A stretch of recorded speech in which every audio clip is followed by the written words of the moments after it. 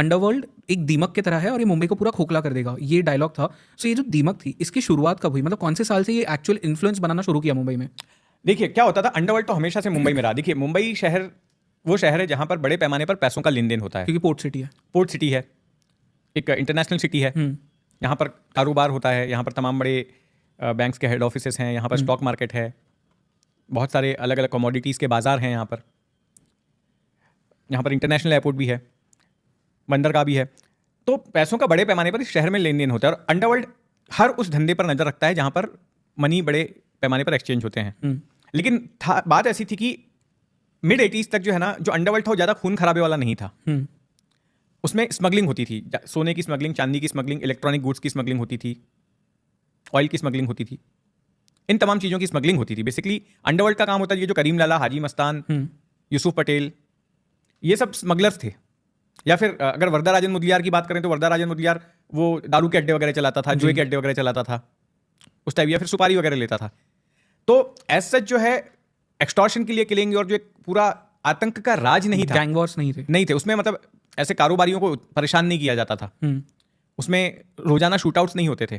3 बड़े मैंने नाम लिए, 3-4, या आपस में जो है अच्छे से ही रहते थे, आपस में नहीं लड़ते थे। अच्छा, हाँ ओके। हाँ, लेकिन किसी ने अगर किसी को मारने की सुपारी दे दिया, किसी से पैसा रिकवरी का काम दे दिया, तो उस वक्त में हिंसा होती थी। लेकिन अदरवाइज बाय एंड लार्ज ये अपने आप को बिजनेसमैन ही मानते थे और स्मगलिंग का बिजनेस करते थे। लेकिन तस्वीर बदल जाती है दाऊद इब्राहिम की एंट्री के बाद। ओके। मुंबई अंडरवर्ल्ड में दाऊद की एंट्री के बाद से ही खून खराबा शुरू होता है। खून खराबा शुरू होता है पहले कैसे? पठान गैंग और दाऊद गैंग के बीच में गैंग वॉर हो जाता है। तो उसमें दाऊद का ये नजरिया था या उसका एम्बिशन था कि सब पर अपना ही कब्जा होना चाहिए, अपना ही सिक्का चलना चाहिए। ही वॉज वेरी एम्बिशियस जी। और उसकी वजह से ईगो क्लैशेस होते थे।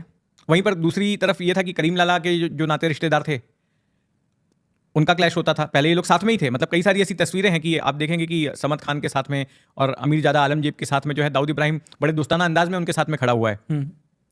ये लोग पहले साथ में घुमा फिरा करते थे, दोस्त थे, लेकिन उसके बाद में वर्चस्व को लेकर इसमें लड़ाई छिड़ गई और उसमें सबसे मेन था कि दाऊद का मानना था कि अपना ही चलना चाहिए और फिर खून खराबे का सिलसिला एक बार शुरू हो गया तो चलते ही रहा। तो पहला जो गैंग वॉर हुआ खून खराबे वाला फुल फ्लेज, वो दाऊद इब्राहिम की गैंग और पठान गैंग के बीच में हुआ।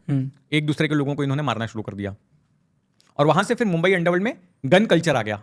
खून खराबा, उसके पहले गन कल्चर नहीं था, उसके पहले स्मगलिंग कल्चर था। 80s के डिकेड में दाऊद की एंट्री के बाद, दाऊद हालांकि लेट 70s में ही अपराध जगत में सक्रिय हो गया था, लेकिन जैसे ही वो बड़ा हुआ उसके बाद उसने जब अपना इंडिपेंडेंटली काम करना शुरू किया तो फिर उसने कहा कि अब तो अपना ही राज होना चाहिए।